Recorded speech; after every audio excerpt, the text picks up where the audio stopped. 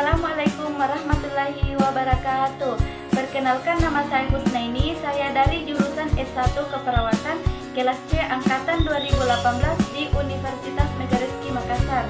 Di sini saya akan menjelaskan salah satu laporan KKN tematik dari mahasiswa KKN Fakultas Keperawatan Universitas Islam Al-Azhar Mataram yang membahas mengenai penyakit tuberkulosis di wilayah kerja Puskesmas Karangpulen, Provinsi Jawa Tengah, untuk memenuhi tugas dari salah satu dosen pengampu mata kuliah keperawatan komunitas 1. Selamat menyaksikan. Adapun yang melatar belakangi dari penelitian ini adalah berbicara tentang puskesmas. Puskesmas adalah sarana pelayanan kesehatan dasar yang amat penting di Indonesia. Puskesmas merupakan unit yang strategis dalam mendukung terwujudnya perubahan status kesehatan masyarakat menuju peningkatan derajat kesehatan yang optimal. Untuk mewujudkan derajat kesehatan yang optimal, tentu diperlukan upaya pembangunan sistem pelayanan kesehatan dasar yang mampu memenuhi kebutuhan-kebutuhan masyarakat selaku konsumen dari pelayanan kesehatan dasar tersebut.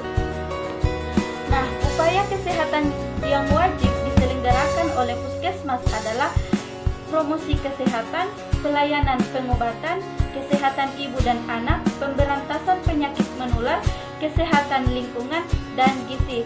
Nah, rincian informasi yang dikumpulkan adalah apakah masing-masing upaya wajib tersebut diselenggarakan atau tidak. Nah, upaya kesehatan wajib yang dilaksanakan di puskesmas adalah promosi kesehatan, pelayanan pengobatan, kesehatan ibu dan anak, keluarga berencana, pemberantasan penyakit menular atau P2M, kesehatan lingkungan, dan gizi. Nah, salah satu upaya kesehatan wajib yang masih menjadi perhatian adalah pemberantasan penyakit menular, terutama TB paru, di mana masih tingginya angka prevalensi penemuan kasus di setiap tahun. Kasus penyakit menular ini terutama banyak terjadi di daerah yang sanitasi dan hygiene dari satu tempat itu buruk, hingga kasus ini menjadi kasus yang susah untuk ditemukan. Kasus TB paru menjadi fenomena gunung es yang menjadi penyebab utamanya disebabkan oleh kurangnya pengetahuan masyarakat terhadap kepatuhan minum obat dan pengetahuan tentang penyakit menular TB paru, sehingga kasus ini susah untuk ditemukan. Tuberkulosis adalah penyakit menular langsung yang disebabkan oleh kuman TB, yaitu Mycobacterium tuberculosis. Sebagian besar kuman TB menyerang paru, tetapi dapat juga mengenai organ tubuh lainnya. Pada awal tahun 1995, WHO telah merekomendasikan strategi DOS, yaitu Directly Offered Treatment (SOCROS), sebagai strategi dalam penanggulangan TB, dan telah terbukti sebagai strategi penanggulangan yang secara ekonomis paling efektif, yaitu cost efektif, yang terdiri dari 5 komponen kunci. Yang pertama, komitmen politis; yang kedua, pemeriksaan dahak mikroskopis yang terjamin mutunya; yang ketiga, pengobatan jangka pendek yang standar bagi semua kasus TB dengan tata laksana kasus yang tepat, termasuk pengawasan langsung pengobatan; yang keempat, jaminan ketersediaan obat yang bermutu; yang kelima, sistem pencatatan dan pelaporan yang mampu memberikan penilaian terhadap hasil pengobatan pasien dan kinerja program secara keseluruhan. Berdasarkan Global Report TB tahun 2011 menurut WHO, prevalensi TB diperkirakan sebesar 289 per 100.000 penduduk. Insiden TB sebesar 189 per 100.000 penduduk dan angka kematian sebesar 27 per 100.000 penduduk.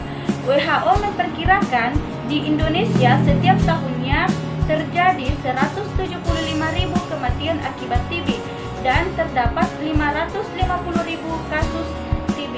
Sedangkan data Departemen Kesehatan pada tahun 2001 di Indonesia terdapat 50.443 penderita TB BTA plus yang diobati 23% dari perkiraan penderita TB BTA positif. Di 3/4 dari kasus berusia 15-49 tahun, dan baru 20% yang mencakup dalam program pemberantasan TB yang dilaksanakan oleh pemerintah. Hasil survei prevalensi TB di Indonesia tahun 2004 menunjukkan bahwa angka prevalensi TB BCA positif secara nasional yaitu 110 per 100.000 penduduk. Dari data Puskesmas Karangpule tahun 2012 sampai dengan Mei 2013, terdapat 36 orang positif menderita TB paru dan 304 orang suspek menderita TB paru. Penderita positif TB paru di wilayah kerja Puskesmas Karangpule. Kelurahan Karangpule berjumlah 7 orang, Kelurahan Jempong Baru berjumlah 17 orang, Kelurahan Pagutan berjumlah 4 orang, Kelurahan Pagutan Timur berjumlah 5 orang, Kelurahan Pagutan Barat berjumlah 7 orang. Sedangkan penderita suspek TB paru di wilayah kerja Puskesmas Karangpule. Kelurahan Karangpule berjumlah 47 orang, Kelurahan Jempong Baru berjumlah 123 orang, Kelurahan Pagutan berjumlah 27 orang, Kelurahan Pagutan Timur berjumlah 41 orang, Kelurahan Pagutan Barat berjumlah 66 orang. Dari data tersebut dapat diketahui bahwa kelurahan yang paling banyak mengalami penyakit TB paru adalah Jempong Baru, sehingga peneliti tertarik untuk melakukan penelitian guna mengetahui faktor-faktor apa saja yang menyebabkan tingginya kejadian TB paru di Kelurahan Jempong Baru. Nah, adapun rumusan masalah dari penelitian ini adalah, adakah hubungan tingkat pengetahuan TB paru terhadap kepatuhan minum obat di wilayah kerja Puskesmas Karangpule Kelurahan Jempong Baru? Nah, adapun tujuan penelitiannya yaitu yang pertama, mengetahui hubungan tingkat pengetahuan tentang TB paru terhadap kepatuhan minum obat. Yang kedua, mengetahui tingkat pengetahuan pasien tentang apa itu TB paru dan apa penyebabnya. Yang ketiga, mengetahui tingkat pengetahuan masyarakat tentang cara penularan dan pencegahan TB paru. Yang kelima, mengetahui tingkat pengetahuan pasien mengenai berapa lama harus minum obat. Selanjutnya, landasan teori dalam penelitian ini adalah definisi dari penyakit TBC adalah suatu penyakit infeksi yang disebabkan oleh bakteri Mycobacterium tuberculosa. Bakteri ini pertama kali ditemukan oleh Robert Koch pada tanggal 24 Maret 1882. Tanda dan gejalanya, demam tidak terlalu tinggi yang berlangsung lama, kemudian diapuresis, kemudian penurunan nafsu makan dan berat badan, kemudian batuk-batuk selama lebih dari 3 minggu, kemudian malaise. Keadaan umum Puskesmas, letak geografis, dan keadaan wilayahnya. Puskesmas Karangpule awalnya adalah sebagai puskesmas pembantu dari Puskesmas Tanjung Karang. Sehubungan dengan meningkatnya kebutuhan pelayanan kesehatan masyarakat, maka Pusko Karangpule tersebut dikembangkan menjadi Puskesmas Karangpule dan diresmikan pada bulan Januari tahun 2002. Wilayah Puskesmas Karangpule terdiri dari Kelurahan Karangpule, Kelurahan Pagutan, Kelurahan Pagutan Timur, Kelurahan Pagutan Barat, dan Kelurahan Jempong Baru. Nah, selanjutnya yaitu masalah kesehatan.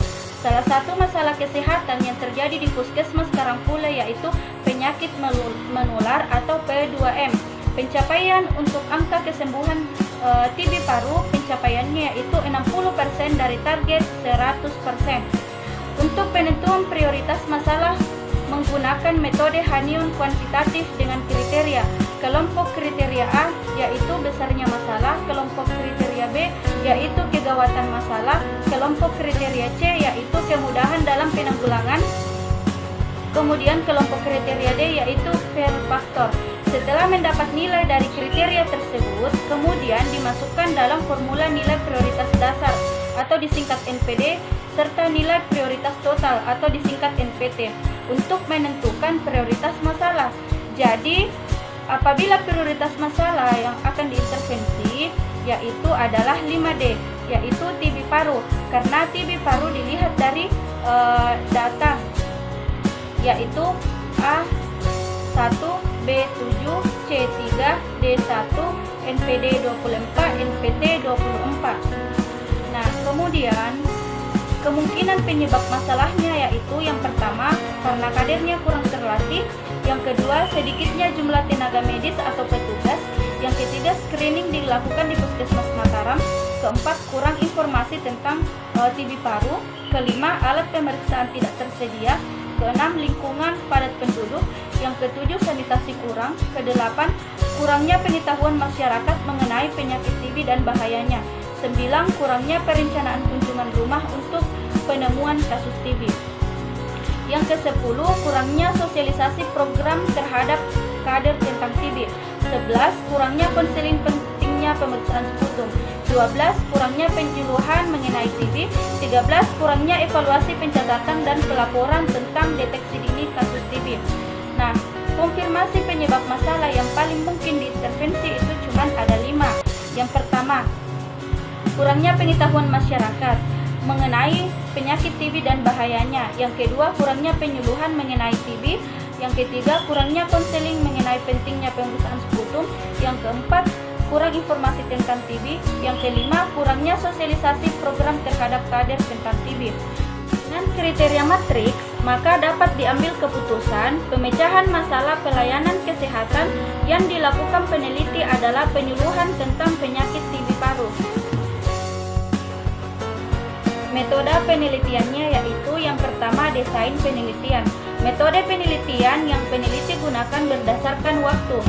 Peneliti menggunakan penelitian transversal atau cross-seksional, di mana penelitian ini bertujuan untuk mempelajari hubungan antara faktor resiko atau variabel bebas dengan penyakit atau variabel tergantung atau efek yang dilakukan dalam waktu bersamaan, dan berdasarkan pada ada atau tidaknya analisis hubungan antara variabel. Peneliti menggunakan penelitian deskriptif analitik, di mana penelitian deskriptif bertujuan melakukan deskripsi mengenai fenomena yang ditemukan, baik yang berupa faktor risiko maupun efek atau hasil, yang disajikan secara apa adanya. Sedangkan penelitian analitik bertujuan mencari hubungan antara variabel dan perlu dibuat hipotesa. Yang kedua, tempat dan waktu penelitian. Penelitian ini dilaksanakan di Kelurahan Jempong Baru di lingkungan, ada beberapa lingkungan. Yang pertama, Jempong Timur, hari Minggu tanggal 14 Juli 2013. Yang kedua, Jempong Barat, hari Senin tanggal 15 Juli 2013. Yang ketiga, Mapak Indah, hari Selasa tanggal 16 Juli 2013. Yang ketiga, populasi dan sampel. Populasi yang digunakan dalam penelitian ini adalah jumlah penduduk yang berada di Kelurahan Jempong Baru, wilayah kerja Puskesmas Karangpula yang berjumlah 12.212 jiwa. Untuk menentukan sampel penelitian, peneliti menggunakan teknik stratified proportional random sampling. Kemudian untuk penentuan jumlah sampel digunakan rumus Lovin yang dimana jumlah populasinya diketahui. Yang keempat, instrumen dan cara pengumpulan data. Instrumen yang digunakan dalam penelitian ini adalah kuesioner. Kemudian cara pengumpulan datanya ada 2, yaitu yang pertama dengan melihat data sekunder. Data sekunder yaitu pengumpulan data dilakukan dengan mengumpulkan data sekunder yang didapatkan dari puskesmas. Yang kedua didapatkan dari data primer, yaitu pengumpulan data primer, peneliti langsung turun ke lapangan untuk melakukan wawancara. Bentuk intervensi dalam penelitian ini adalah program kegiatan intervensi kesehatan menggunakan tema sadar dan tanggap TBC yang dilakukan oleh peneliti. Yang pertama, penyuluhan kelompok dengan mengumpulkan sekelompok orang yang terdiri dari penderita TB paru serta warga sekitar dengan menggunakan alat bantu penyuluhan berupa LCD, mic, wireless, dan kursi. Yang kedua, pretest dan post-test. Tes ini ditujukan untuk penderita dan kader dengan tujuan menguji pengetahuan dari penderita dan kader sebelum pemberian materi dan setelah pemberian materi. Yang kedua, pelaksanaan dan pembahasan kegiatan intervensi kesehatan. Pelaksanaan intervensi berupa penyuluhan dilakukan di Aula Puskesmas Karangpula, Mataram. Sasaran peserta berasal dari daerah Jempong Timur dan Jempong Barat, baik penderita masyarakat setempat maupun kader di Hal ini dikarenakan daerah Jempol Timur dan Jempol Barat menempati urutan pertama dalam banyaknya penderita TB paru. Data tersebut telah kami dapatkan saat mengamati data sekunder dan data primer di Puskesmas Karangpula. Kemudian, pelaksanaan intervensi kesehatan. Pelaksanaan intervensi sadar dan tanggap TBC berupa kegiatan penyuluhan kelompok yang pelaksanaannya ditujukan kepada penderita TB paru serta warga yang tinggal satu rumah dengan penderita yang diadakan di Aula Puskesmas Karangpula, Mataram. Penyuluhan dilakukan pada hari Rabu Juli 2013 di Aula Puskesmas Karangpula pada pukul 15.30 sampai 16.30. Penyuluhan dilakukan dengan cara mempresentasikan langsung menggunakan alat bantu penyuluh berupa tampilan LCD yang memuat tulisan serta gambar.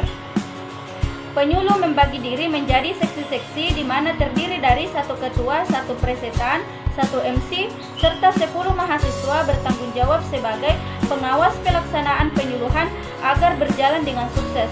Kemudian monitoring.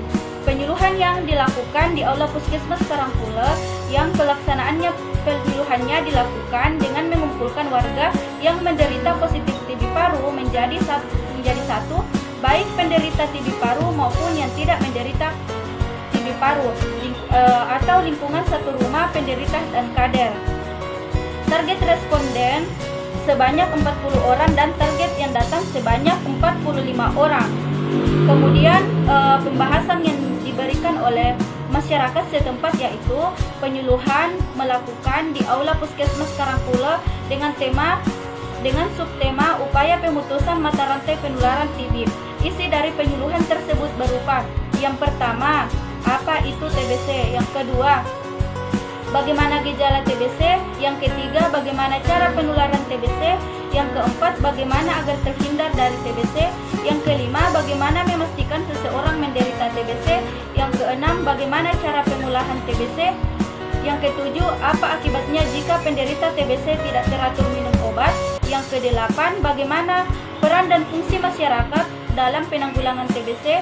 Yang kesembilan, sebagai pengawas menelan obat atau PMO, apa yang dapat dilakukan kader dan masyarakat sekitar. Kemudian lanjut pada evaluasinya. Pada saat melakukan tanya jawab, tingkat pengetahuan tentang TB paru dan perilaku hidup sehat sangat rendah. Hal ini disebabkan karena kurangnya pengetahuan. Hal ini ditunjukkan karena sebagian besar, bahkan 95% para peserta penderita TB paru tidak tamat SD.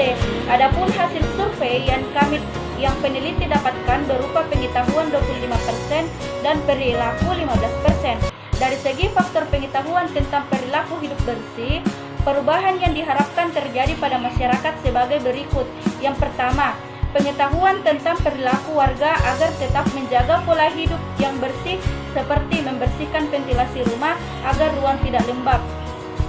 Yang kedua, pengetahuan tentang gaya hidup yang sehat dengan mengkonsumsi makanan yang bersih dan bergizi. Yang ketiga, pengetahuan warga tentang bagaimana cara bersin atau batuk yang benar agar tidak tertular kepada orang lain yang tidak menderita. Yang keempat, pengetahuan tentang cara membuang dahak yang tidak membuang sembarang tempat, tapi membuangnya di dalam copok yang sudah terisi desinfektan atau beklin dan tempat yang terkena sinar matahari. Yang kelima, pengetahuan tentang perilaku masyarakat yang sebagian besar mengkonsumsi rokok. Berdasarkan data yang telah diperoleh, maka dapat disimpulkan bahwa Puskesmas yaitu unit organisasi pelayanan kesehatan terdepan yang mempunyai misi sebagai pusat pengembangan pelayanan kesehatan yang melaksanakan pembinaan dan pelayanan kesehatan secara menyeluruh atau komprehensif dan terpadu kepada masyarakat dalam suatu wilayah kerja tertentu atau kecamatan. Di Puskesmas Karangpula terdapat dua program puskesmas yaitu upaya kesehatan wajib dan upaya kesehatan pengembangan. Upaya kesehatan wajib terdiri dari upaya kesehatan ibu dan anak, keluarga berencana, upaya P2M, upaya perbaikan gizi, upaya pengobatan, upaya kesehatan lingkungan, dan upaya penyuluhan kesehatan masyarakat. Sedangkan upaya kesehatan pengembangan terdiri dari UKGS atau Usaha Kesehatan Gigi Sekolah, kemudian UKS, kemudian laboratorium kesehatan, kesehatan jiwa, pelayanan kesehatan dasar, kesehatan mata, dan kesehatan usia lanjut, di mana pada masing-masing program tersebut sudah dapat berjalan cukup baik, namun masih ada yang belum mencapai target. Inilah penjelasan dari saya, lebih dan kurangnya harap dimaklumi. Saya akhiri dengan ucapan wassalamualaikum warahmatullahi wabarakatuh.